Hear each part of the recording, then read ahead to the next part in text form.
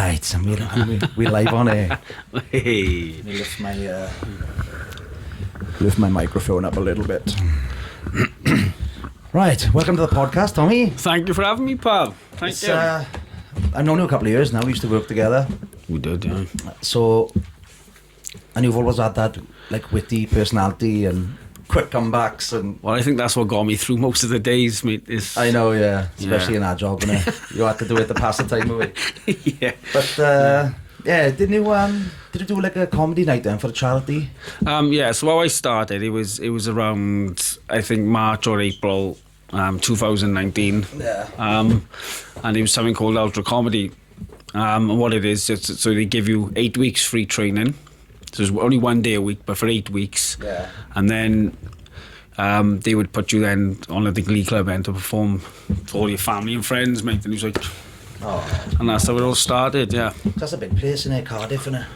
It's big, mate. It was like about 400 seats, it was about 400 people who was there on my first night. I went down here a couple of years ago. Sat there with got some drinks. They come out with a bucket and then put all the bottles in a big. Yeah, that's right, yeah. All open. Yeah, you got to drink them now. You got to, yeah. Neck them all back now. Yeah. So is this something you always wanted to do, or? It is something I always wanted to do, but I think I was one of them, like most teenagers. I think was stood in the middle with a hairbrush singing along, miming along, limp syncing along to music. But I was doing it I was pretending I was doing stand-up comedy, like so basically, I think I was. It was my 14th birthday. My brother bought me a Lee Evans VHS tape for my birthday. That was the first stand-up I ever watched, and I watched it over. Your age now. Yeah. VHS. Yeah, I was only young. But I watched it over and over for years. Not for years. For a long time, I watched it over and over. Yeah. And I was like, say, mimicking. I'd be in school telling the same jokes as from the Lee Evans Live at the West End. It was annoying people, I think, basically. And yeah, it just went on from there. Then I just started finding more, watching more, and Do the people like closest to you, your close friends and things, know what you wanted to do, or was it something? No, like... I was never wanted. I didn't talk much when I was a kid, anyway. So yes, I didn't. But no, it was nothing I ever told anyone. And literally, I think I was 37 years old. Yeah. I was in my bedroom. I drank about 2 bottles of wine on my own in the house. And I vaguely remember seeing a thing, an advert on Facebook for this Ultra Comedy. Next thing I know, I woke up in the morning and had an email saying congratulations, you've been accepted, and I thought, shit, basically. And but yeah, I just went through it, and here we are. Like I was the same with singing, and I didn't go around telling anyone I could sing or anything like that. Do you know what I mean? It was just something that comes in my later years. I thought, right, I'm gonna give it a go. I think with entertainment, I think when you're into comedy or singing, I think to tell people when you're in your 20s or in your teenage years that's what you're into is a risk of being ridiculed, and they laugh at you, take the mick out of that's it. I think that's exactly what it is. Well, it's that. There's our generation, like nobody. Where you from? Caerphilly, innit? Yes, Caerphilly, yeah. Like Caerphilly, I'm from Mountainash, and like I said, there was nothing, we couldn't talk about things like that. No. We had to, say I want to be a plasterer or builder. Yeah. You're more respected if you wanted to build a wall than if you wanted to become a world famous singer. Yeah. So I think you follow lead, and you're like, oh, right, I'll just do a normal job. It is. In the back of your mind, then you're like, but I don't want to do that. You just felt different. Yeah, I felt different. I didn't want to. I always felt different growing up. Yeah. And even when it came down to music, I wouldn't tell I wouldn't tell my friends in school what music I actually listened to. Same here. Because they would take the mick. Yeah. I mean, I had to pretend I liked Steps. As if that was cool, like, do you know what I mean? And all the time in the back of my head, I was thinking, you're the morons, not me, like, Well, I was brought up on obviously my father's music, all the 50s and all the rock and roll. So, they were listening to go and rave. Yes, same as me. It was like the Beatles or Pink Floyd and stuff like that. I wanted to listen to. And all the rock, and and they were listening to Dance Planet. Scooter. All that douche stuff. Wow. Scooter. And I was like, oh, boom, chicka, boom, chicka, boom, chicka, boom. Wow. Yeah. And I wanted to sing 50s and 60s. Like. Actually, I go back to my bedroom, put the record player on. Sounds of the 80s. Yeah. Because back in the 80s, you'd have an hiding, you would, like, for... Well, you would. I try to explain this to my boy now. I say, you know... Yeah. Because the way they dress, you know, the socks pulled up, the two-strap rucksack. I said, I mean, anything like that. If I'd walked into school like that, I would have had my head kicked in. You would. You'd have an hiding. You would. And you would be nicknamed for it, and that nickname would stay with you for the rest of the socks or something, you know. It'd be... And like I said, back then, there's a lot... You can get away with a lot more than what you can get away with now. Yeah. There's still bullying now. Yeah. But... Oh, yeah. You know. Yeah, if you were bullied, you know. Yeah. If I went home and told my dad I'd been bullied, he would give me a slap and say, get out there and fight them back. You'd have two beatings. Exactly, mate. Exactly, yeah. You'll have two beatings. Yeah. So, obviously, you always had the knack for it then growing up. You always, like, wanted to do it. Yeah, I think so. I was always, you know, always acting silly as a kid. I was always, you know, messing about. Even, like, when I was at my, you know... 6, 7, 8 years old, I think that's all I ever watched on TV would be with my father watching like Some of Us Do Have 'Em, Fawlty Towers, Porridge, all the old sitcoms, and like, you know, it's always been there, and that's all I watch now is either sitcoms or panel shows or stand-up comedy. I don't watch much else on TV. I do watch a lot of stand-up comedy. It just makes me happy. And the darker the better, the darker humour. Yeah, because it releases something in you, doesn't it? You know, it allows, the thing with comedy, it allows you to laugh. You're not saying this, someone else is saying it, so... That's it. I watched one earlier, in fact. I seen some clips of him on TikTok. Anthony, American guy. Oh, I don't watch much American comedy. Oh, he was good though. Anthony, I can't think of his name, but he's dark humour. Yeah. And everything is like kids. And he's worse than Jimmy Carr. Yeah, oh Christ, 10 jokes on the head, like, of things happening to kids and and he's doing it like... But the thing is, it's not true, is it? That's it, yeah. He's just saying stupid things that's in his head. It's not true. It hasn't really happened. Yeah. It's not, so it doesn't actually affect anybody in particular, because what he's talking about, his stories didn't happen. Yeah.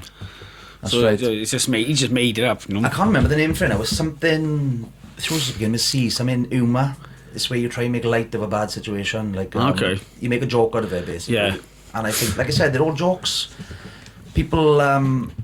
people can take really offence to it, can't they? And especially that's what, like I said, if like when I tell stories or jokes, they're even personal to me, so they don't affect anybody else. But I've had some people say, "Oh, you shouldn't have told her," because someone could find it offensive. But it's my story. Yeah, it's something that actually happened to me, so it's it hasn't happened to anybody else. It's your story, and you're there to make people laugh. So I say, no, you just make, like I said, you're just making light of something that happened. Yeah. And if you don't do that, you know, the world will be nuts. But I think they laugh at the darkest jokes, because I got dark humour, so I sit there and I laugh at it. I love it, and I'm thinking someone else is saying it. Right? That's the point. Yeah, that's exactly the point. Because we can't say these things, or you know, or so to hear someone else say them.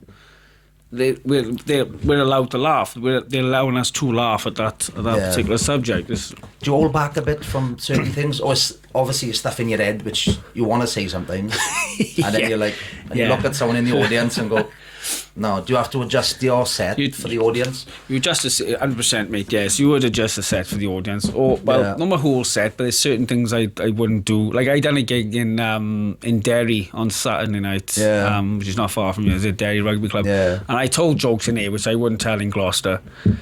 You just wouldn't. But overall, I got to just do my set, and you got to be yourself as well. You can't just not tell jokes in case someone gets offended. If it's you, like sometimes you can't be worried about being offensive and things. Like I said, what did Ricky Gervais said? It's only a joke. He said it's only offensive if you basically make it offensive. Exactly. It's offensive to you. Don't say the joke's offensive. It's like.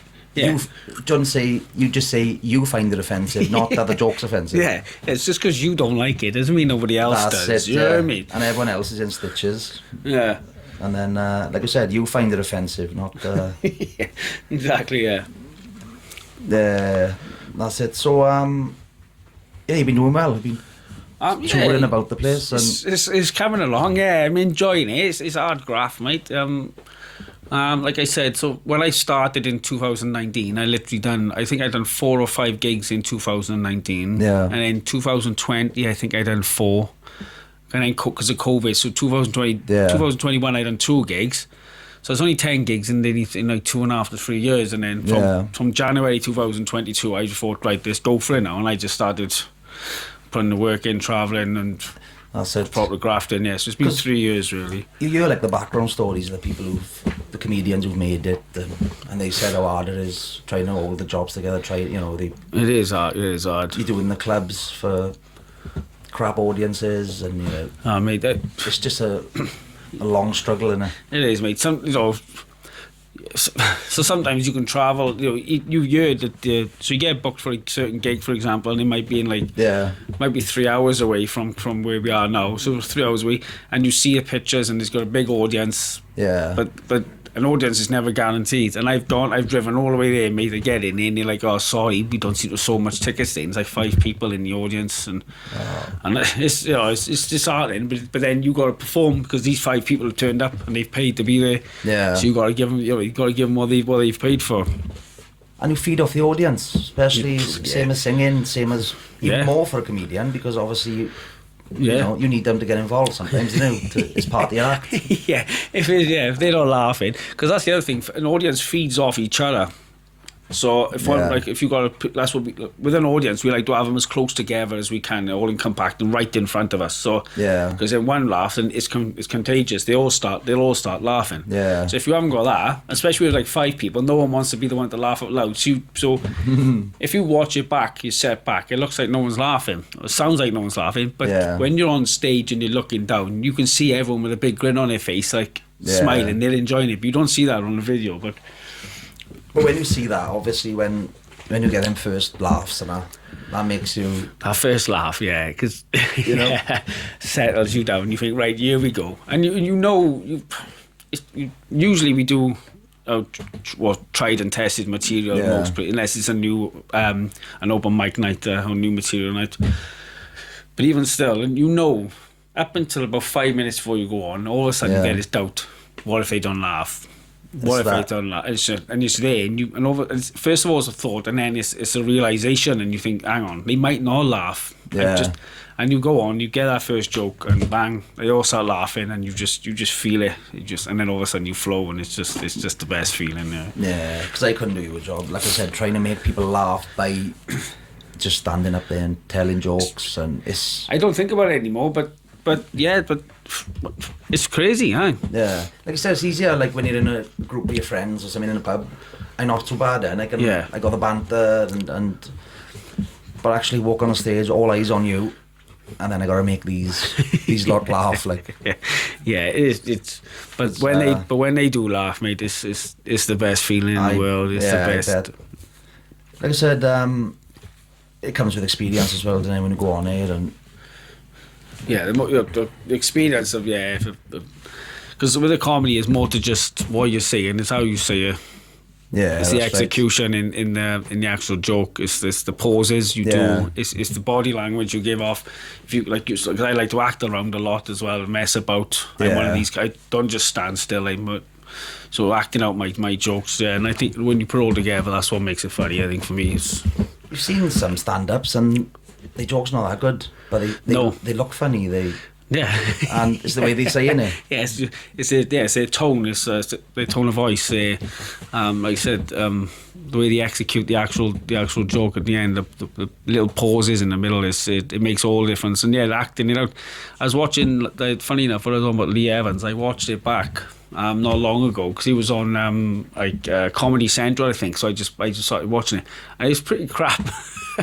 I gotta be honest, but if he just stood still and told them jokes, it would be awful for Lee Evans. But it's his all actions, it's the stage presence, it's the facial expressions. That's what's funny, and he makes his jokes funny. And he goes all out, and he's pouring off him, and he's just. The face, like you said, the faces he pulled is unreal, man. Like I said, if he just came on the stage and just stood there and just told them jokes, it wouldn't work. It wouldn't be funny. So obviously, spend a lot of time writing your own material?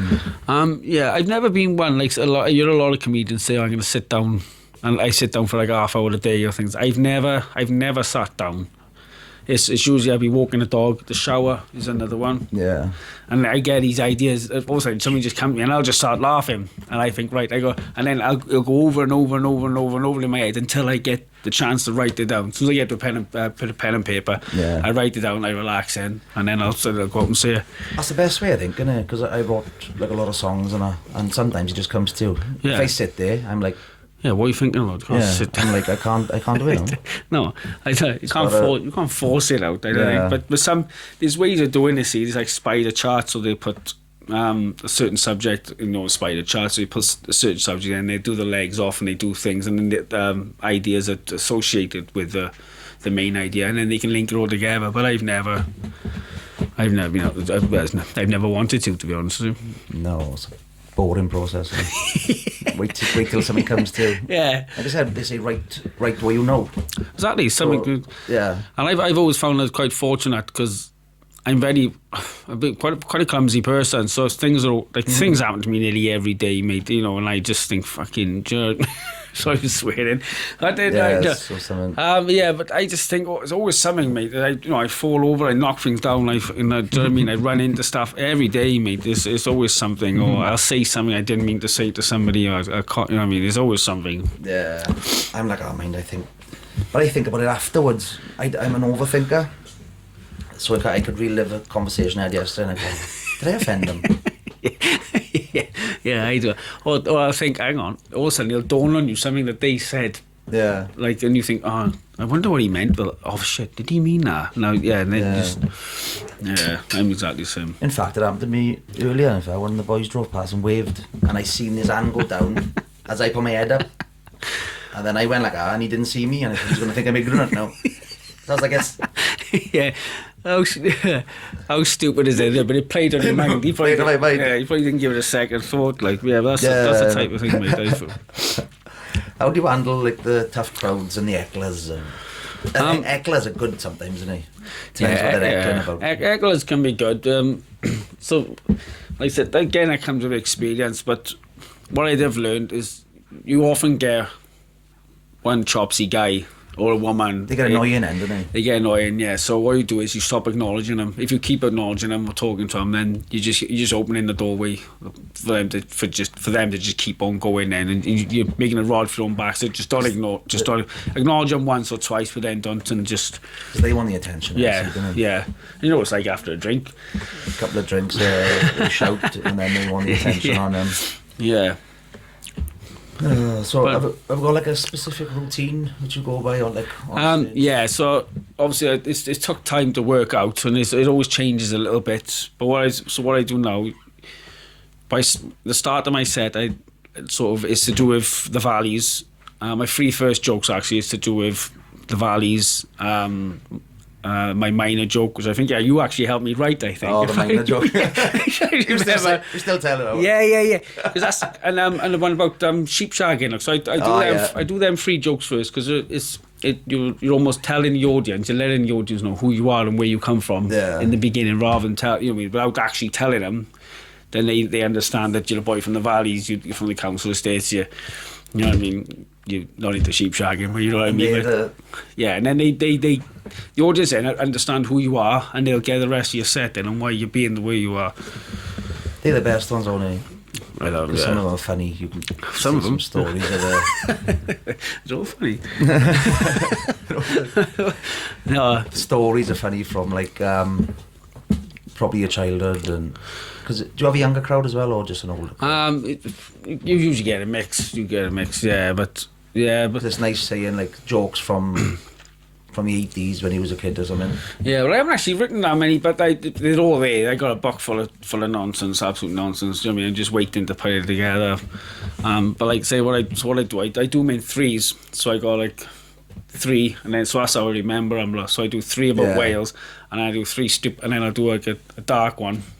And I'll do like a stupid one in, Yeah, do you remember all the jokes? Do you ever go on and go, I missed that one? That's one of my biggest panics, yeah, is what if I forget what I was going to say? Yeah, that's my biggest fear, I think, actually. Before nobody laughs, the fact that what if I can't remember what I'm going to say, yeah. But you start the joke, I can't remember the end. No, so what I do is when I write it down, so I just have bullet points, so I have one word. Like my first joke is about benefits, so I just have benefits and I know what it is, so it's like benefits, minor, sheep, and I know exactly what them 3 jokes are then. And then if you like mattress, dead hand, I've forgotten it now. Yeah. Pennywise. So I remember, and then I'll do like a longer one. So they're like 6 sharp jokes. Yeah. And then I'll do a longer one about my dog and my granny and stuff like that. And then I'll do another 3 sharp short jokes, and that's always like breaks it up for me. So yeah, that's good. Because what most of them do, I've seen Chubby Brown like cock a joke up. Yeah, and he'll just tell them. You just say, F off. Yeah, I do it quite a lot. Like the one joke I do about the mattress, it's the stupidest joke. It's not funny. Yeah. I don't even think it's funny, but people seem to like it. And then obviously as I drop the microphone down by my side, and as I say the punchline, I sort of look around and you hear the oldest go, ugh. Do you mean? And to me, sometimes that's. The groan is as good as a laugh. Yeah. And then I go, oh, back off, I say, and then they're laughing. Fuck off. I say, how much you pay to get in? You know what I mean? Yeah. Laugh, you bastards. Please laugh. I done a gig, one of my first ones, in my first year when I was travelling around. I went all the way to Richmond in London. Oh, yeah. Full frontal comedy, I think it was called. And I got in there, and I really knew. And I'd done 10 minutes. I went drove all the way to London for 10 minutes, and there wasn't one laugh, mate. No. Oh. This is early on, mind. Yeah. There wasn't one laugh. They weren't even smirking. They were just like proper, just glaring at me. And I drove 3 hours here, got there, done 10 minutes on stage. No one laughed. I jumped straight back in the car and drove 3 hours on. Oh. It happens though. It's downhearted then, isn't it? It is downhearted, yeah. You do think, alright, I'm not doing it no more. Yeah. Well, that's the mad thing as well with comedy. You can do 2 gigs, like one Friday night, one Saturday night. And on the Friday night, you absolutely smash it, right? It's brilliant. You didn't want to come off, like you're thinking, is my set over already? And you're driving home and you've got the music blaring, mate, and you're like, I'm going to be the next best thing. Everyone's loving me. On a Saturday night, you go and do it, and you have a crap gig, and then you're driving on going, I don't know why I bother putting myself through this. So last night I thought I'm on my way to stardom, and then tonight I don't know what I'm doing in my life. No one likes me. I started thinking about something somebody said to me last week. Yeah, I don't really think he likes me. But it's hard then. It's the same with singing. I'll have a good gig and then I'll have a crap gig. I came home the other day, loads of you could see everyone enjoyed it, but then I have a rubbish gig where nobody acknowledges me at all. I've sung my heart out for 2 hours and there's no round of applause, there's no well done, but it's weird, isn't it? Yeah, so then I'm like, I'm giving it up. And I've gone on Facebook and I've said, I'm not singing anymore. I've seen him, eh?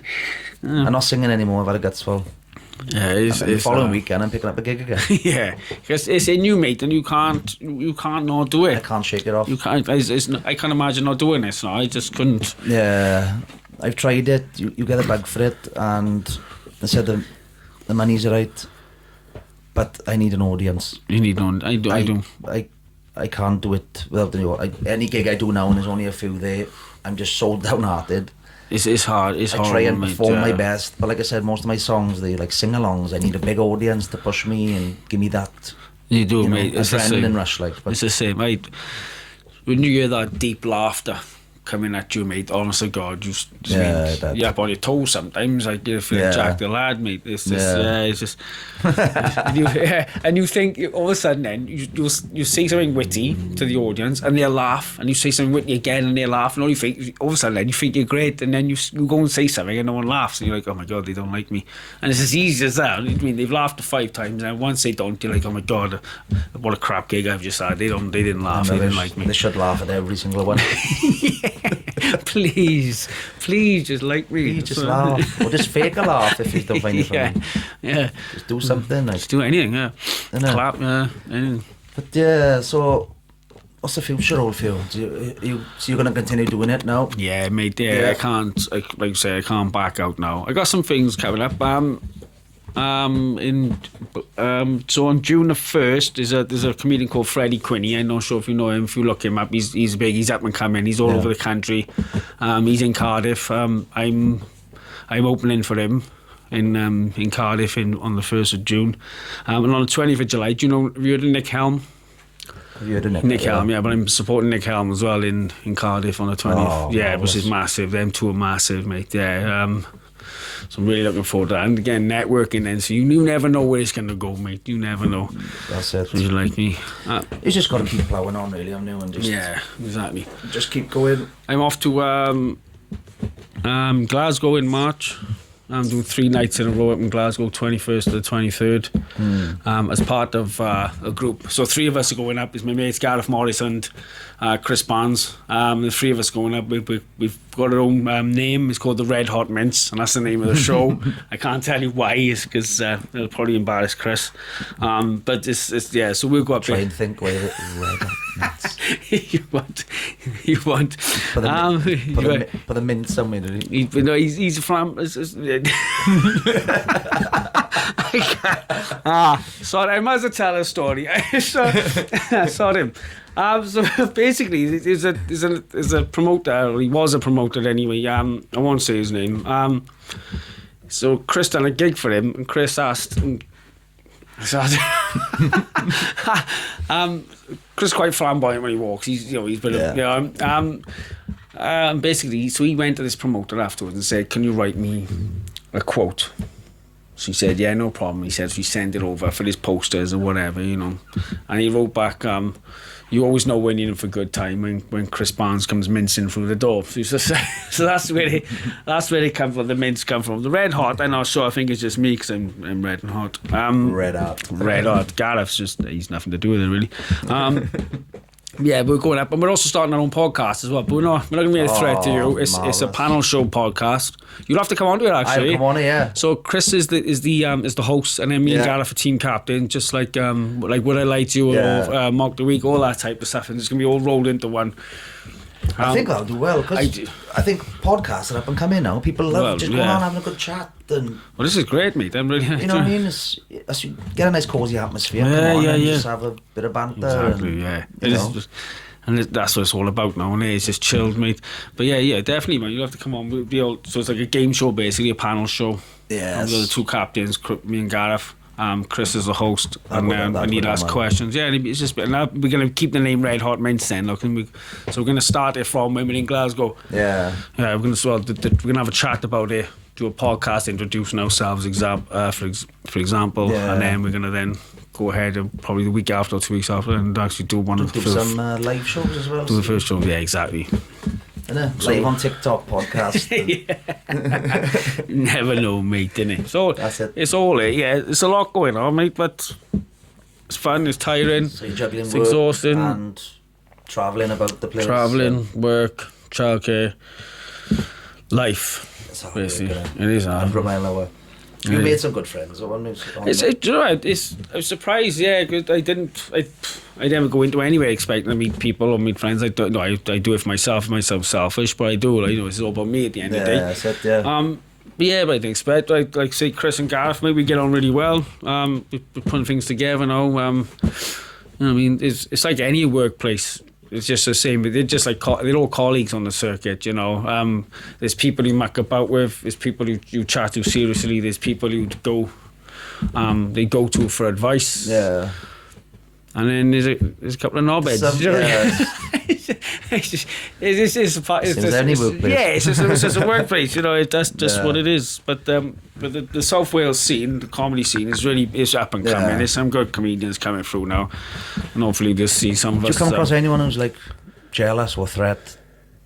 It is. Is it like a competitive? Oh, it's very competitive. It's the same for me. I think, wow, how do you get on? How do you get that gig? Like when I applied for it, I see someone else getting it. But I think, and it's not malicious. I would say to him, I'd say to him to his face, "Oh, well done, you bastard." Do you know what I mean? And we'd laugh at it. But there's a lot. there's always a green-eyed monster in the corner somewhere watching you, mate. But he might be jealous sometimes. But you tap him on the back and say, "Oh, fair play, you got it over me. Well done." I think that's what it's about, just supporting, isn't it, as well? Yeah, because you support it. Support each other and think, fucking hell, I should have wrote that joke. I like that one. Mate, the amount of times that happens, like, why didn't I think of that? Yeah. Oh, mate.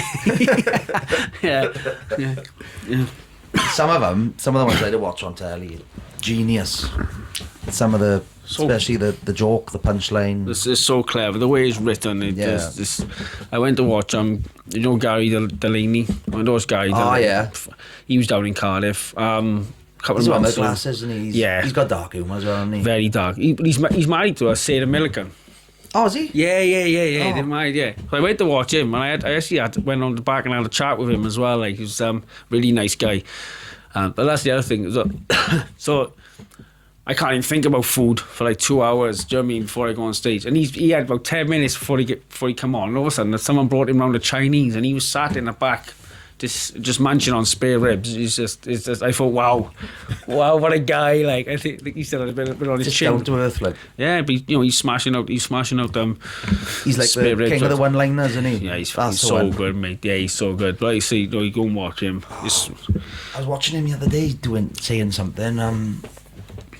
Some of his jokes, they were just the one-liners, like, and they were cracking me up. And that's what I found crazy, because I think, I do like a 20-minute set, and I've got about probably about 10 to 12 different about 10 or 12 different jokes or things I want to talk about. But his one-liners, he does an hour, and a one-liner must take about 10 seconds at the most. So they want to. So the amount that he must have to remember is incredible. Like, the guy is so clever. He's such a brilliant comedian. So that's clever. That comedian I watched earlier, Anthony Jeselnik. Oh, okay. I think that's how you say it. Or Jeselnik. Yeah, I do know him. I don't know him, but I've watched him. He's got a couple of series on Netflix. Shout out Anthony Jeselnik. If you're watching. yeah, if you're watching, come on down. If you're watching, yeah. So that is it. So do you bother with the people who met, like, after the shows and that? Do you go? No, I don't. Or was it just work? No, it's become a work thing now. So before, that's what that came with the inexperience. I'd have a couple of pints before I go on. I didn't fucking abusing someone in the audience, or saying something I shouldn't have said, and then come on, But now I don't drink. I drink water. I might have to get water from the bar, about 3 pints of water before I go on stage. I don't drink at all, and sometimes I may have one afterwards, but usually no. I might stay to the end. We have a few chats, and everyone just wants to go home at the end of the day. It's a draining. It's a draining thing. Comedy is really draining, It's just, I can imagine. I don't have to do the travelling thing anymore. See, I used to travel about, but I just stick to doing local now. And yeah, I think that's the difference as well. So you got you looked over there. I was like, whoa. Making sure it's still recording. I thought you were looking behind me. Yes, but with like a singer, you can go run the clubs, can't even do the same thing. But comedians, we can't do that. We can't do the same venue twice. Usually a year before we can go back and do that venue again, because obviously we haven't got that many jokes. Oh, I didn't know that. No, but we haven't got that many. If I came and said, look, I got another 20-minute set I can do, then yeah, but it's not normal to so we got to travel. That's why we got to travel around. All the materials are hard to come by, innit? Because obviously I can go to venues and sing different songs, but then when you're writing your own material, obviously they don't want to probably hear the same jokes again. Oh no, you wouldn't get, like, someone might come up to you for a request and they say, can you sing this song? But no one come up and say, can you tell that joke? Like, I love that joke, can you tell it to me again? Tell that joke again. Yeah, I want to groan again, like. Yeah. Oh yeah, fair play. No, yeah, man, it's been good. I've enjoyed this. It's nice. Yes, and thank you for coming on. And I'm glad everything's going well, Tommy. Thank you. Like I said, I haven't seen you for a while. And, no, it's been a while. It has been about a year, is it, maybe? Or it was when you sold me the equipment, actually. I think is the last time. Yeah. Which is still on the go, mate. It comes round. It comes round with me. Yeah. Oh, but I'm glad you're doing well and up and coming. I thought I'd Thank you, interview you mate. before you get rich and famous. Well, do you mean? I interviewed him first, right? Yeah, keep that recording for the next 10 years. Yes, I'll keep bring it it up. when you're rich. I'll put it on. No, I really eBay. appreciate it, mate. It's good. And good luck as well for the rest of the podcast. I see you've got some good acts and. I ain't got no friends, see, so I do a podcast, so I get people over. Yeah. You think he does a lot of people. Yeah, people across the road don't know that you haven't got any friends. They think everyone coming here is your mate. Yeah, they're coming in, but they're doing a podcast. Trying to get me viewers and. That's brilliant. But all the best for the future. Thank you very much. for coming I on. appreciate it. Brilliant.